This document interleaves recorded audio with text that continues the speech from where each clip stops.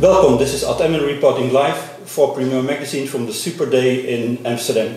And we're here with Thomas Skordas, who is Director at the DG Connect at the European Commission, and who is very involved in EuroHPC. So, welcome. Thank you very much.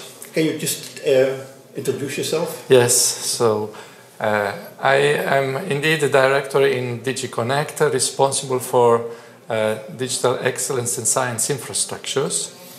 That is promoting and funding research infrastructures and excellent research in Europe. Okay, and how does EuroHPC fit in there? Part of the research infrastructures that we are funding are directly related to creating a large-scale high-performance computing infrastructure for Europe for the benefit of our scientists and for the benefit of our industry and public sector. And therefore EuroHPC is one instrument, legal instrument that we are promoting as part of our policy initiative to put something in place that would catapult the excellence and the infrastructure European scientists and industry need in the area of high-performance computing and enabling science and industrial applications. Yeah, and EuroHPC is not just another European Commission program, it's a kind of bigger endeavor because it started with 7 European countries. Indeed, you're absolutely right. EuroHPC per se is not just another union program. It is a program that has the ambition to become a joint initiative between several member states and associate countries and the union, of course. It started with a declaration that 7 countries signed, among which, by the way, is Netherlands, that signed the declaration in Rome last March. Now we have 13 supporting countries, and we hope soon that we will have many others joining this initiative at European level. Okay, and when I understand correctly, the goal is to have Europe as a major player in HPC. That's one of the goals of the program. Yeah. You're right. There are actually 2 major ambitions. Two. The first is indeed to be able to equip the European scientists and I would say generally speaking the stakeholders with leading edge infrastructure, that is the latest HPC machines that exist in the world so that they can run their ambitious applications and promote scientific discoveries and innovation.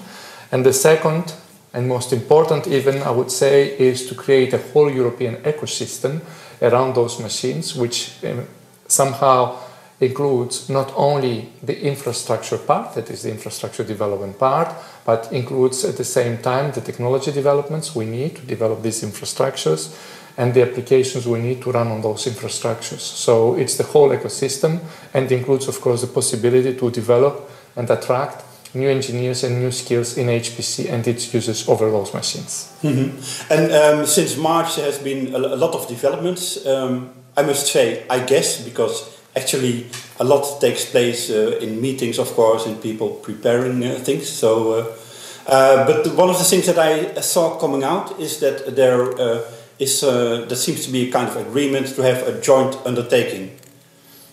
Just to be precise about that, a joint undertaking is not you do something together, but it's something very precise. It's a kind of legal entity.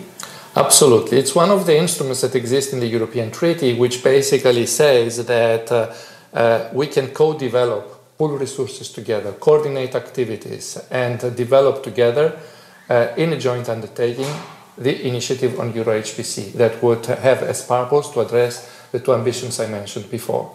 So it's by agreeing to pooling financial resources together from the member states and from the union that the joint undertaking will be functioning. It would be a separate legal entity, but its governing board would have representatives for those member states that would support the joint undertaking, but it would also have private members, which basically are our scientific communities and our user and supply industry.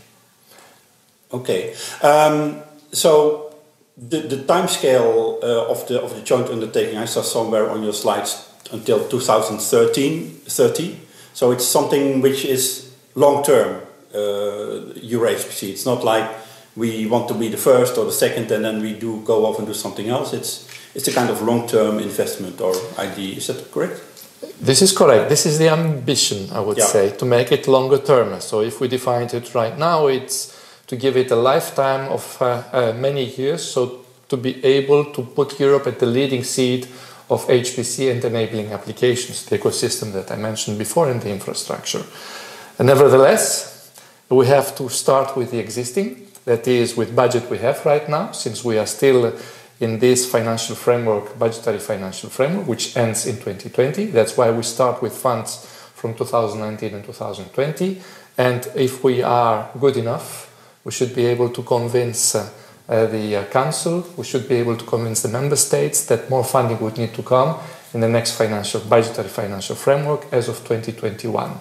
So we start therefore in 2019-2020 with the ambition to procure machines, leading-edge machines for Europe and develop the next generation of high-performance computing technologies.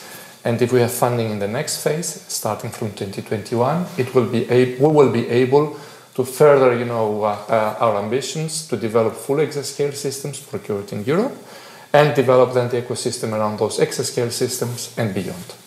Okay. Thank you very much for this interview. For Premier Magazine, this was Ataman reporting. Thank you very much for the opportunity you gave me to develop further the EuroHPC initiative and its ambitions.